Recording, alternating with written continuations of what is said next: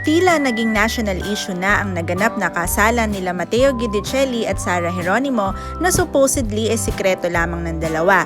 The happiest day of Ashmat turned into a nightmare dahil sa nagsipaglabasang mga issue. Una, ang ginawang pag-gate crash ng mother ng bride na si Divine. Pangalawa, ang pagpapatulfo ng close insecurity ni Sara laban kay Matteo. At idagdag mo pa ang pagkalat ng balitang di umano'y pagpanaw ni Mommy Divine dahil hindi daw nito matanggap ang ginawang pagpapakasal ng kanyang anak sa ngayong asawa na nito na si Matteo. In this video, ungkatin natin ang punot dulo ng lahat ng mga kaganapan na ito at ang mga sikretong nalantad sa buhay ng Geronimo family. Pero bago yan, shoutout muna kay Aleli Aguirre for her comment.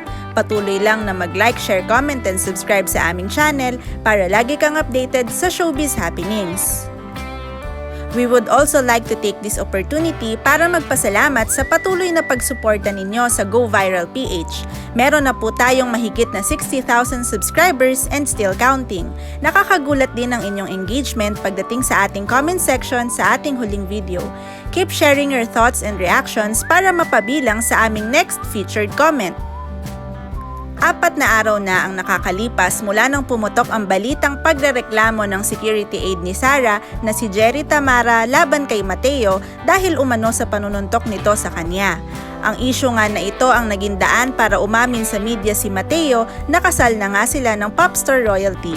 Tila na basura ang lahat ng ginawang paghahanda ng Ashmat para sa kanilang intimate at very private wedding dahil ito na ngayon ang most talked about controversy at scandal ng publiko na ilang araw na ring trending sa social media at bukang bibig ng lahat ng news outlet sa Pinas.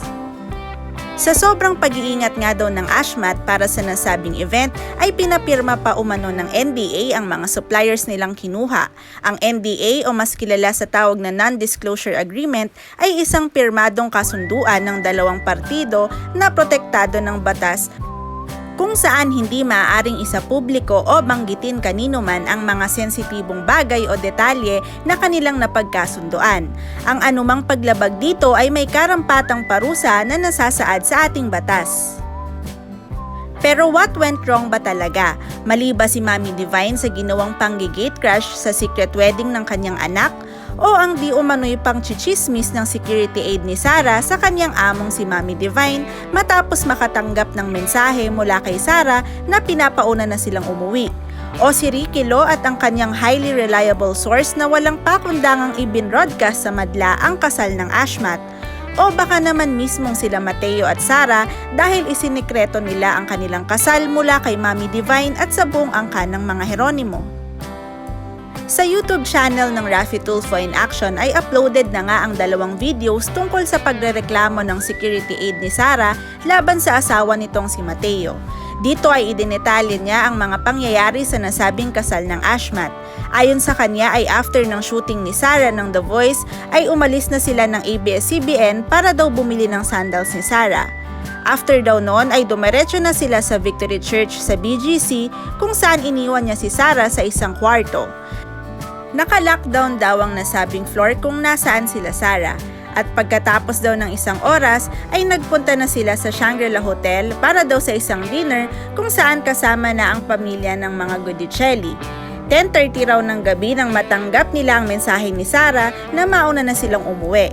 Dito na nag-report ang security aide sa amo niyang si Divine na naging dahilan ng mabilis na pagsunod dito sa nasabing venue. Sa pagdating ni Divine ay sunod-sunod na ang mga di kanais-nais na pangyayari. Nariyan na ang pagwawala nito sa venue dahil umano sa pagtatraidor nila Sara at Matteo sa kanya. Nagkasagutan din umano dito si Divine at si Matteo at ang ama nito. Dumating pa nga raw sa point na muntik nang magkasakitan ng ama ni Matteo at ang ina ni Sara dahil sa mga pinagsasabi nito. Habang nangyayari nga ang mga ito ay iyak lamang daw ng iyak si Sara. Dito na rin daw nangyari ang pananapak ni Matteo sa bodyguard ni Sara. To the rescue naman agad ang Viva co-founder at kapwa manager nila Sara at Matteo na si Vic Del Rosario para kausapin si Divine. Mismong si Matteo ang tumawag kay Vic para ipaalam ang sitwasyon. Sa pagdating ni Vic ay ipinaliwanagan nito si Divine habang hinihintay nilang dumating ang asawa nito na si Delphine. Binigyan ng advice ni Vic si Divine na hayaan na lamang ang dalawa dahil kasal na sila and what happened was a mutual decision. Ang ending, base sa pagkakakwento ng bodyguard ni Sara kay Tulfo, umalis ng venue si Sara kasama si Mateo. Sa ginawang paglitaw ng bodyguard ni Sara sa programa ni Raffy Tulfo ay sinasabi nitong hustisya ang kanyang habol dahil inaakusahan umano siya ng mga tao na pakialamero, sinungaling at tsismoso dahil lamang sa ginampanan niya ang kanyang trabaho kay Divine. Hindi umano niya nagustuhan ang ginagawang pagsisinungaling ni Mateo sa publiko dahil marami naman daw nakakita sa ginawa nitong pananapak sa kanya. Gayunpaman, wala pang CCTV record na hawak ang close aid security ni Sara para suportahan ang kanyang pahayag at wala ring iba pang witness na lumilitaw para sumuporta sa kanyang reklamo. Maging sila Sara, Boss Vic at Mateo ay itinanggi ang insidente. Nang mag-file ng blotter report ang bodyguard ni Sara sa pulis noong February 21 ng madaling araw, ay sinabi nitong hindi ito magsasampa ng reklamo laban kay Mateo at kaya lamang ngayon ginawa ay para may record siya sa nangyaring insidente. Ngunit taliwas ito sa kanyang pahayag nang humarap siya kay Tulfo. Ayon sa kanya ay gusto niyang sampahan ng kaso si Mateo, ngunit kinalaunan naman ay pumayag na muli itong makipag-ayos kay Mateo at iurong ang kaso sa tulong ni Boss Vic na paghaharapin umano silang dalawa. In my opinion, bakit kailangan pang umabot kay Tulfo ang reklamo ng bodyguard considering na amo naman niya si Divine who has all the resources to file a complaint against Mateo? Mapunta naman tayo kay Mami Divine. Bukod sa pagiging ina ni Sara, ano nga ba ang role nito sa buhay ng anak? In a very positive way ay i-describe ni Sara na si Divine ang kanyang #1 critic pagdating sa kanyang career, bosses at performances. Ngunit nabanggit din ni Sara na noong siya'y 29 years old na ay doon lamang siya pinayagan ni Divine na mas makapili ng mga kantang gusto niyang kantahin sa kanyang sariling mga concerts. Way back noong 2011 sa isang interview kay Sara ay umamin itong hindi siya ang humahawak ng kanyang pera at mga kita at lahat raw ng ito ay pinagkakatiwala niya sa kanyang ina. Tila walang ideya si Sara kung magkano ba talaga ang kanyang kinikita at total savings. May times pa nga raw na nangungutang pa si Sara sa kanyang mga kaibigan pag sila ay nasa labas dahil wala umano itong hawak na pera at babayaran na lamang ito ni Sara pag dumating na ang kanyang Mami Divine. Minsan naman daw ay nabibring up ni Sara ang usapin tungkol sa pera sa kagustuhan niyang matutunang hawakan ng sarili niyang earnings at savings. Yun nga lang daw, very busy daw si Divine kaya hindi nila ito maasikaso. Biro pa ni Sara ay mas busy pa nga daw ang kanyang mami kesa sa kanya. Taong 2012 naman nang sabihin ni Sara sa isang interview na kailangan rin daw niyang matutong magdesisyon para sa kanyang sarili. This time ay mas naging open din si Sara na desidido na siyang matutunang hawakan ng sarili niyang pera dahil tumatanda na rin naman na daw siya. Sa kabila ng kasikatan ng popstar royalty na si Sara ay siya namang pagiging mailap sa media ng mga magulang nito. Iilan lamang ang mga interviews na pinaunlakan nila Divine at Delphine. Sa interview nga ni Divine noon pang 2011 ay inamin nitong alam niya ang mga sinasabi ng mga tao tungkol sa kanyang pagiging overprotective sa anak. During this time ay 23 years old na si Sara at sinabi ni Divine na para sa kanya ay hindi pa umano handa ang kanyang anak para pumasok sa isang relasyon dahil masyado umanong madaling magtiwala si Sara. Kaya naman naniniwala siyang kailangan niyang gabayan si Sara sa paraang alam niya. Dagdag pa ni Divine ay ang tamang lalaki ay willing maghintay at kailanman ay hindi sisirain ang buhay at pangarap ng kanyang anak. Taong 2014 naman nang depensahan ni Divine ang kanyang sarili na patuloy umanong nangingialam sa love life ni Sara na 26 years old na noon at kung saan publicly dating na sila ni Mateo. Ayon kay Divine ay patuloy lang daw niyang pinapangaralan ng kanyang anak na ang piliin sana nitong lalaki ay yung kanyang maaasahan habang buhay at hindi raw sapat na puro emosyon lamang at pisikal na appearance ang pagbabasihan ng anak. Sa kasagsagan rin daw ng katatapos lang na 2-night Valentine concert ni Sara sa Smart Araneta Coliseum together with Regine Velasquez ay hindi nga raw makalapit si Mateo kay Sara. Tanging ang mga magulang lang ng singer at ang kanyang glam team ang pwedeng makalapit dito sa backstage. Maging ang pag-aabot ng bulaklak ni Mateo on stage ay kinainis pa umano ni Divine at naging sanhi ng pagkairita nito kay Mateo. Base sa reports, ayon kay Divine ay ang dapat raw na nag-abot ng bulaklak kay Sara ay ang ama nito na si Delphine o di kaya ang manager nito na si Vic Del Rosario. Hindi naman nakapagpigil ang ilan sa mga kilalang mommies ng mga sikat na showbiz personalities at nagbigay din ng kanilang opinyon tungkol sa issue nila Mommy Divine at Sara. Mali umano ang ginawa ni Divine at hindi na umano tama pang kontrolin ng anak pag ito'y nasa tamang edad na dahil may sarili itong mga desisyon. Ani ni Mami Pinti na kilalang ina nila Alex at Tony Gonzaga. Dagdag pa niya na maaaring tama rin na kasal na si Sara dahil matinong lalaki ang napili nito at wala itong karapatang pigilan ang kasiyahan ng anak.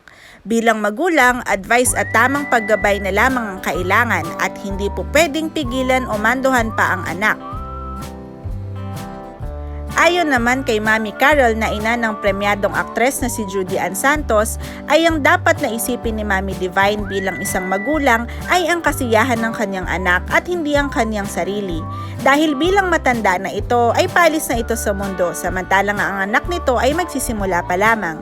Dagdag pa ni Mami Carol to always wish for the best to happen to your kids at matuwa ka na makitang masaya ang anak mo. Wala kang magagawa kung ang mapapangasawa ng anak mo ay hindi mo gusto dahil hindi naman ikaw ang aasawahin nito. Maging si Jacqueline Jose na ina ni Andy Eigenman ay hindi napigilang magbigay ng komento tungkol sa issue. Ayon sa kanya ay kakayanin niya ang lahat para sa kanyang mga anak at masiguradong lumaki ang mga ito ng masaya. Binanggit din ni Jacqueline na wala umano siyang natatanggap maski isang sentimo mula sa kanyang mga anak. Kaya naman nagtatrabaho siya ng maigi para matustusan ang sarili. Sa huli ay sinabi nitong huwag iobliga ang mga anak para matupad ang iyong mga pangarap dahil may pansarili din silang mga pangarap. At sa kasagsagan nga ng tensyon between Sara, Mateo and Divine, isang balita naman ang nagsisirculate ngayon sa internet kung saan sinasabing hindi natanggap ni Mami Divine ang desisyon ng kanyang anak at nagresulta sa pagkitil ng sarili niyang buhay. Marami man ang nanggagalaiti ngayon kay Mami Divine dahil sa sobrang paghihigpit nito sa kanyang anak, below the belt naman na masyado ang atake na ito. Very obvious naman na isa itong fake news na pinilit pinapakalat ngayon. The question now is, sino ang may pakana ng balitang ito? Ito ba ay simpleng pagpapapansin lamang ng ilan or may mas malalim na dahilan para matakpan ang mas totoong issue o di kaya'y manira ng tao? Kaya naman our advice to everyone, huwag agad-agad maniniwala sa mga balitang hindi nanggaling sa mga kilala o verified sites. Ngayon ay balik trabaho na nga si Sara sa kabila ng kanyang pinagdadaanan sa pamilya. Pinagpipiyastahan siya ng mga reporters sa ABS-CBN compound na nagbabaka sakaling magbibigay siya ng pahayag o reaksyon sa mga naganap noong araw ng kanyang kasal. Ngunit sa kasamaang palad, hindi ito pinaunlakan ni Sara. Nagsorry pa nga ang may bahay ni Mateo sa mga reporters dahil tumanggi siyang mag-comment sa issue na tinatanong sa kanya. Given the situation ay mukhang hindi pa rin nagkakaayos sila Mami Divine at si Sara.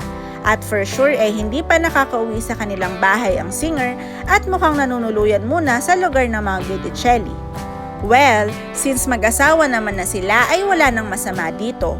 Kung tutuusin, pupwede sanang huminto muna panandalian si Sara sa trabaho para makapagpahinga together with her husband Mateo. Kilala si Sara bilang isang mabuting anak na ginagawa ang lahat para sa kanyang pamilya mula nung siya ay bata pa. Kaya naman sana ay malagpasan na niya ang problemang ito with her family. For Mami Divine naman ay sana matanggap na niya ang pag-iibigan nila Sara at Mateo because Sara deserves it. At kay Mateo, patuloy lang siyang magpasensya at umunawa sa pamilya Jeronimo. Anong masasabi mo sa mga naging experience ni Sara kay Mami Divine? At ano nga ba ang totoong layunin ng close aid security ni Sara sa pagpunta nito kay Tulfo? Comment your thoughts below.